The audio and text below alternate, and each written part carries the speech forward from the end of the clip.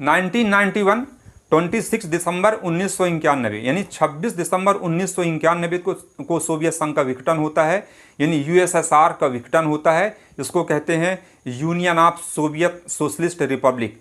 इसका विघटन होता है कि इसके विघटन के पीछे क्या ऐसे महत्वपूर्ण कारण, सबसे महत्वपूर्ण जो कारण माना जाता है, वहाँ के जो समय के तत्कालिक राष्ट्रपति थे, हालांकि वो कम्युनिस्ट पार्टी के शुरू में वो जनरल सेक्रेटरी हुआ करते थे, बाद में वो 1985 के बाद वहाँ के वो राष्ट्रपति बनते हैं। इसका नाम था मिखाइल गोर्बाचेव। तो मिखाइल गोर्बाचेव के द्वारा कुछ अपने सोवियत संघ में, सोवियत रूस में कुछ आर्थिक नीतियां लागू करना उनका मुख्य उद्देश्य था, जिसको सबसे जो महत्वपूर्ण एक पॉइंट था कि ग्लासनोस्ट, जिसको कहते हैं राजनीतिक खुलापन, और दूसरा था आर्थिक पुनर्गठन, जिसको कहते हैं पेरेस्ट्रोइका।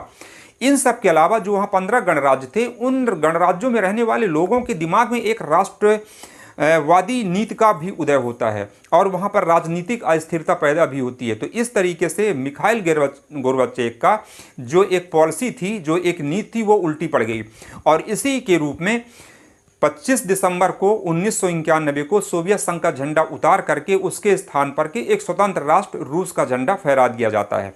और ये जब 26 दिसंबर 1991 को रूस के अलावा 14 गणराज्य और वो अपने आप को स्वतंत्र घोषित कर देते हैं। ये जो 14 गणराज्य थे वो इस प्रकार से हैं: Armenia, Azerbaijan, Belarus, Estonia, Georgia, Latvia, Kazakhstan, Uzbekistan, Kyrgyzstan, Lithuania, Moldova, रूस, ताजिकिस्तान, तुर्कमेनिस्तान और यूक्रेन। इस तरीके से जो रसिया और वर्तमान में रूस का जो एक युद्ध चल रहा, और इस तरीके से पिछले लगभग 50 सालों से जो संयुक्त राज्य अमेरिका और सोवियत संघ के बीच में जो एक शीत युद्ध, कोल्ड वार चल रहा था, उसकी समाप्ति हो गई। यानी कि 1991 में 26 दिसंबर 1991 को सोवियत संघ के विघटन के साथ ही कोल्ड वार, शीत युद्ध की समाप्ति हो गई।